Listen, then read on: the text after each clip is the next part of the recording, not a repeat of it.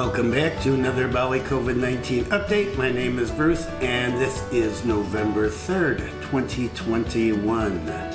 Lots happening and some big news, and we're going to talk about that first before we get to the numbers. As expected, PPKM has been extended for another 2 weeks until November 15th. Bali remains at level 2. Jakarta has dropped to level 1, or risen to level 1. I don't know which way we're going to put it, but that's good news, as well as a number of other regions. How is this going to affect us in Bali, or you if you are planning on coming to Bali? It's not. Things are going to stay the same, so no worries there. And the quarantine. So there are several segments on the quarantine today, and you should take a look at that if you want more details. But the big news confirms what I discussed in those segments about a reduction in the quarantine. And so quarantine for international travel has been reduced to 3 days for international travelers who are fully vaxxed. Single vaxxed travelers remain at 5-day quarantine. A link to the official document is down below, and this is effective as of yesterday. So yes, if you come in now and you're fully vaxxed, 3-day quarantine. So for you B211A people that are coming in on the business, it's 3 days in Jakarta, and when things get started here in Bali, if they ever do with the direct flights to Bali, that will be 3 days as well. Will the quarantine be dumped altogether? Well, check out the segments later on in this video to find out. And now, on to the numbers. Good news on the numbers continuing, and 7-day average for new positive cases is 22. And the 7-day average for deaths remains at 1. New positive cases in Indonesia, 612. And deaths 34, so we're looking good nationally as well. The total number of individuals tested in Indonesia yesterday, 175,424 with a 0.35 positive rate, and the 7-day simple average positivity rate is 0.39, so good news, dropped again. And what about in Bali? The 7-day testing is 34,208 with a positivity rate of 0.46. What about the vaccination numbers? Moving up very, very slowly here. First dose, 3,429,018, 76.8% of the population. Second dose, 2,953,117, 66.1% of the population. We're inching up towards 70% for fully vaxxed, but inching up. Yesterday, an additional 14,412 doses were administered in Bali. What about our numbers yesterday? Well, 17 new positive cases, 17, great. And recoveries, 22, deaths at 0, yes. And active cases, 279. So numbers continue to move downwards, and that is a good sign. Are people going to look at that and say, yes, I want to come to Bali? I think so. These numbers are excellent. Will the drop in the quarantine period help? Well, I hope so. Now let's take a look at some good news in the vaccine and vaccination front. Vaccines and vaccinations. Now, here's something interesting. Indonesia approves Sinovac vaccine for children aged 6 and above. So the Indonesian Drug and Food Supervisory Agency, BPOM, has issued emergency use authorization for the Sinovac vaccine for children from the ages of 6 up. According to BPOM head Penny Lukito, the approval was granted following successful clinical trials of phase 1 and phase 2. The Sinovac vaccine is the first to get Indonesian approval for use among children, previously limited to children 12 to 17. And Ibu Penny said that the pandemic is far from over and we must continue expanding the COVID-19 vaccination drive. I think children belong to the vulnerable group of demographics, and we can start vaccinating those age 6 years old and above. And she thinks this will make parents more comfortable with their kids going back to school. Do you have children or grandchildren? How do you feel about them getting the vaccine? The question is, will the government start doing it? When will they do it? And how will they do it? Just have to wait and see. as with most things here. There was a lot of talk the other day on my last video about the PCR test being required and then the dropping of the price and then the dropping of the price. Well, now it's gone. Flying from Java to Bali, not required PCR. Enough antigen. Not yet applicable. Okay, so what does that really bad translation mean? It means that you don't need to take the PCR test to fly from Java to Bali. You can just take the antigen test, but this is not official yet. So you still have to use the PCR. At this point, we're waiting for the government to issue a new SE or add it to a previous SE. So this is Tuesday. By the time I post this tomorrow afternoon or tomorrow evening, maybe there will be official rules written by the instruction of the Minister of Home Affairs. We'll see. But this is going to happen. The coordinating minister for Human Development and Culture, Muhajir Effendi, said that the policy is the same as it is for prospective airline passengers who are outside Java, Bali, because they weren't required to take the PCR test. They could use the antigen test. So now throughout Indonesia you can use antigen test as soon as this is passed, as soon as this is made official. So good news, good news. That may boost our domestic tourism. Let's hope so, because the antigen test is much less expensive and can be done much more quickly than the PCR test. So this should increase air traffic, although that's not what the government wanted, but they're responding to, I think, a popular push.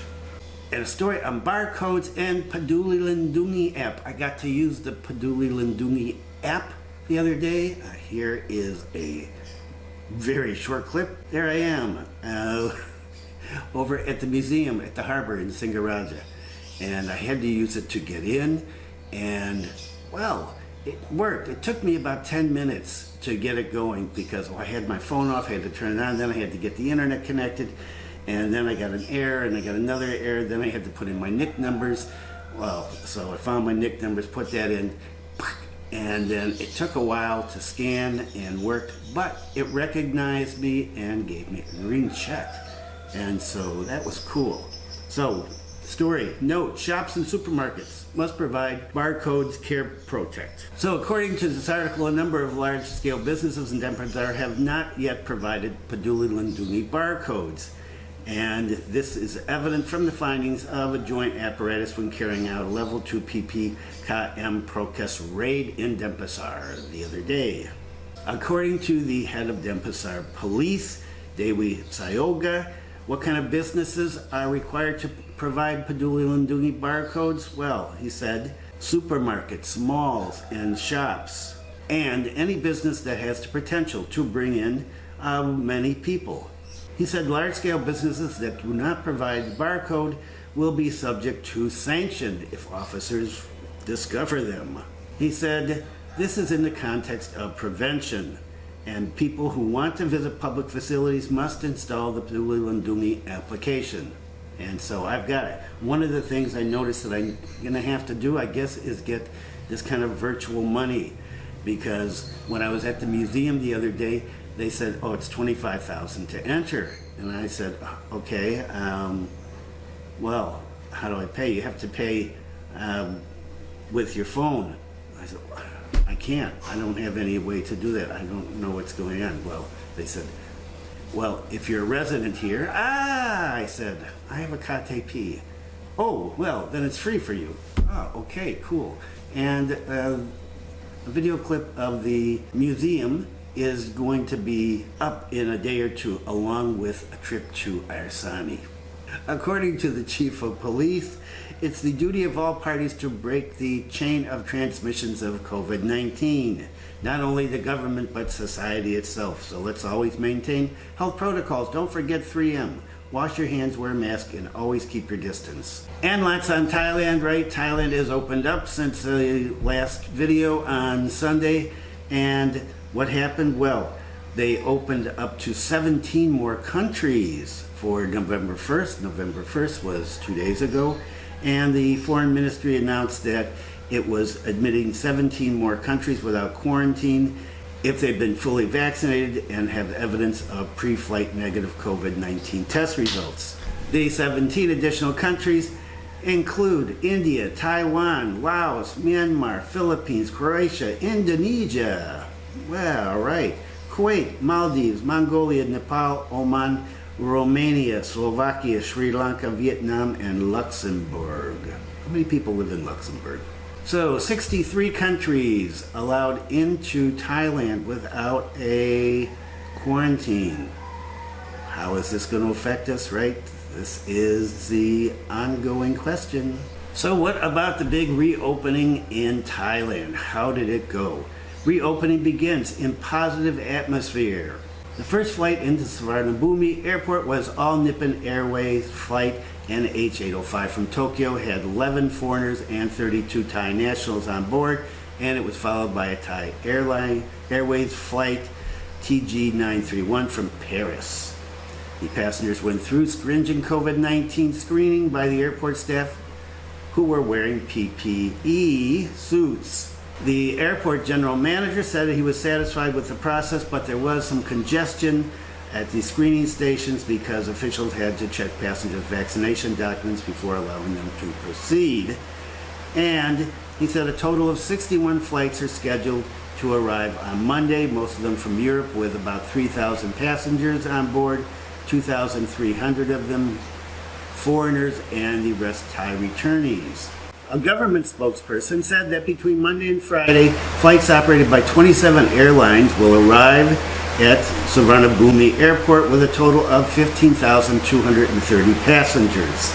So things are well underway in Thailand. And here's something that's interesting. Indonesian president considers removing Bali quarantine for international tourists. Now this title is a little overly optimistic, as you'll see as I go through the story. But it does offer some interesting possibilities, along with several other stories that we're talking about. In order to restore the tourism sector in Indonesia, one of the things that's being considered apparently is getting rid of the quarantine, as so many people have brought up. One scheme to do that would be implementing the vaccinated travel land scheme, and that was discussed by President Jokowi with leaders from Malaysia, Thailand, and Indonesia during the IMT-GT summit last Thursday. According to Pak Erlangga Hartarto, Coordinator Minister for Economic Affairs, the President and the leaders from Malaysia and Thailand agreed to push for a travel corridor.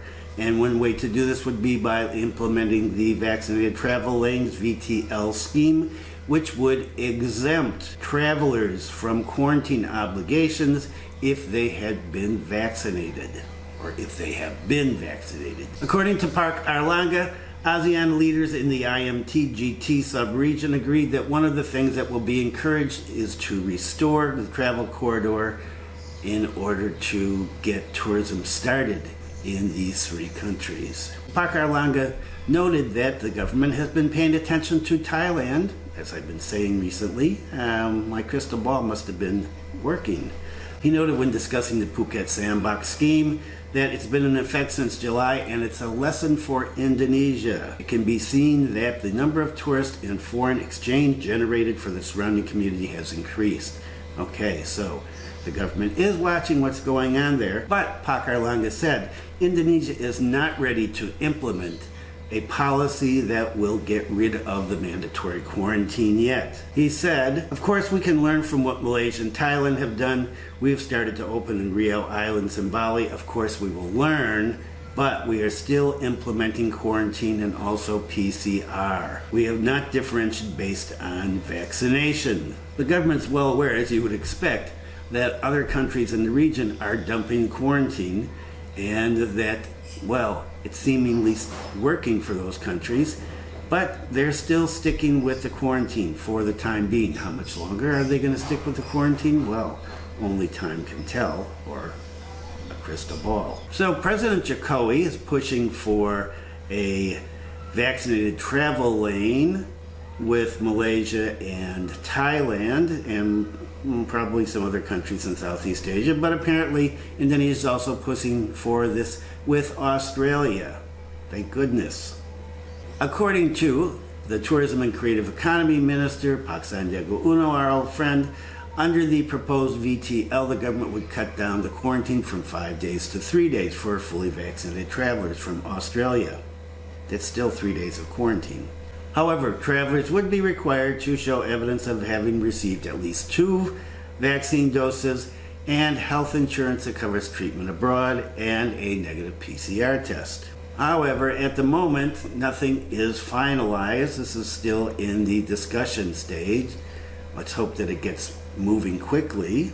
And apparently, Pak Jokowi was discussing the same thing with the Australian Prime Minister, Scott Morrison, during a meeting on October 30th in Rome during the G20 meetings. The Indonesian president noted that the proposal included a mutual acceptance of both countries' vaccination certificates. And according to BPS data, Australia is the 4th largest source of foreign tourist arrivals in 2019. That's throughout Indonesia, behind Malaysia, China, and Singapore, but Australia is number 1 in Bali, followed by China and then India. Pak Sandiaga said that the government is considering adding Australia to the list of countries allowed to open direct flights, and that a meeting to decide on this issue would happen in the near future. And at this point, the U.S. is not on that list either, even though China is. And do you really think that China is going to allow people to come to Bali now? I don't expect to be seeing many tourists from China here in the near future. Pak Sandiaga Uno admitted that Bali residents don't really expect the opening to have an immediate impact because of regulatory uncertainties, unresolved technical details, and an absence of scheduled international flights. Indonesia Travel Agents Association chairwoman Pauline Suharno said that the government needs to make adequate preparations before implementing a VTL with Australia. She said the VTL would have good prospects considering that Australia is the largest market for Bali and Lombok. And according to Pak Haryadi, chairman of the Indonesian Hotel and Restaurant Association, PHRE, he suggested that the government replicate Thailand's Phuket sandbox scheme to attract tourists because he said quarantining in a room is less preferable for foreign tourists. Everybody knows that.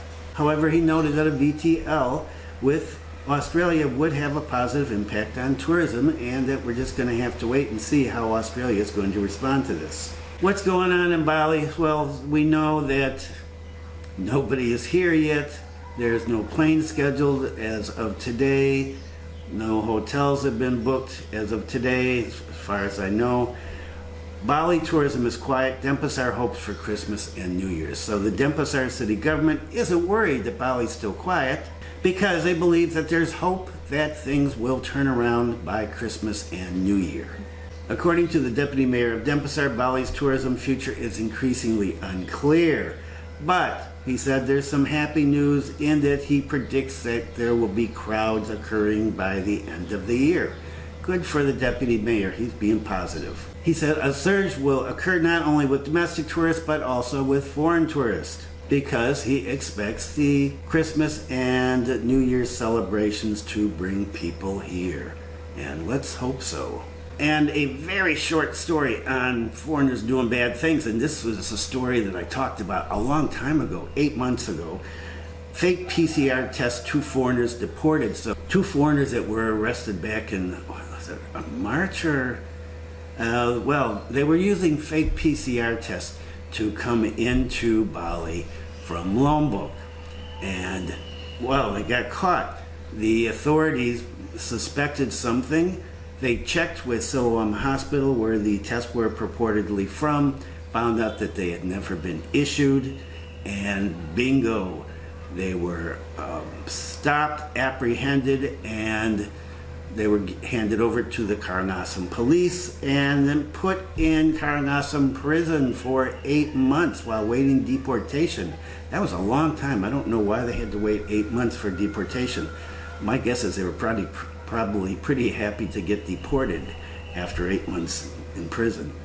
The two were handed over to Singaraja immigration authorities who carried out the deportation process. One was deported back to the Ukraine and the other to Russia. So, be careful what you do here. Time for a wrap-up. The big news, obviously, the quarantine has dropped 3 days. Is that a sign that it's going to disappear completely?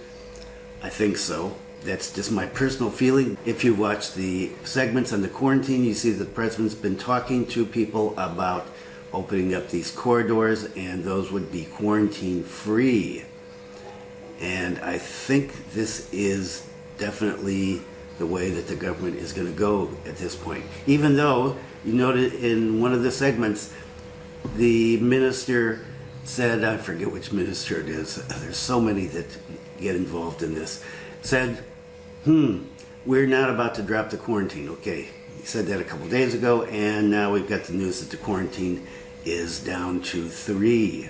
And the Peduli Lindungi app, well, it's working. If you saw that segment, mine took a little time to go, but it did work, and so, well, that's cool. And of course, everybody is watching Thailand to see how that goes.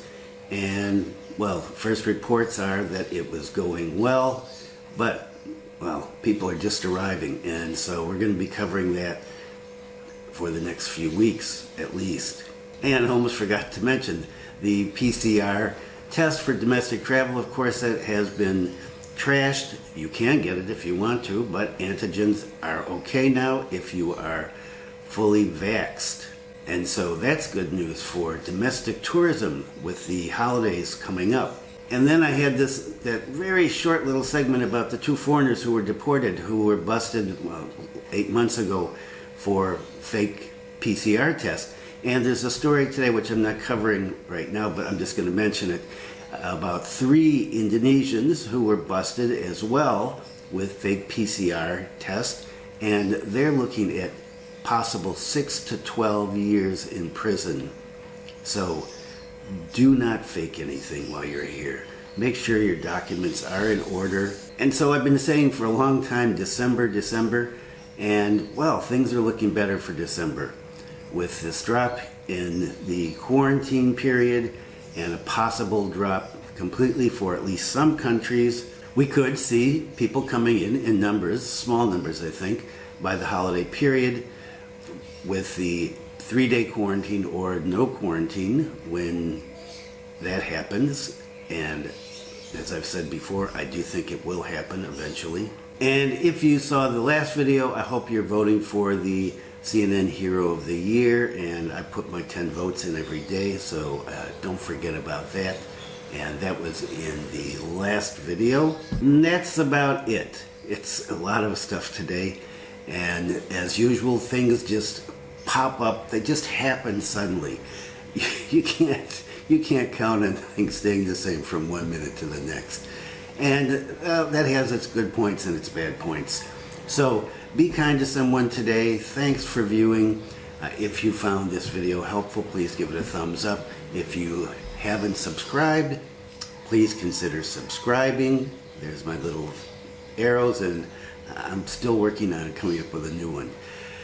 And weather in Bali today is a little overcast but sunny, and the heat is still here. It is still so hot, but hey, this is the tropics. It's lovely here. And I hope to see you coming to Bali soon. And I'll see you again on Sunday. Stay safe.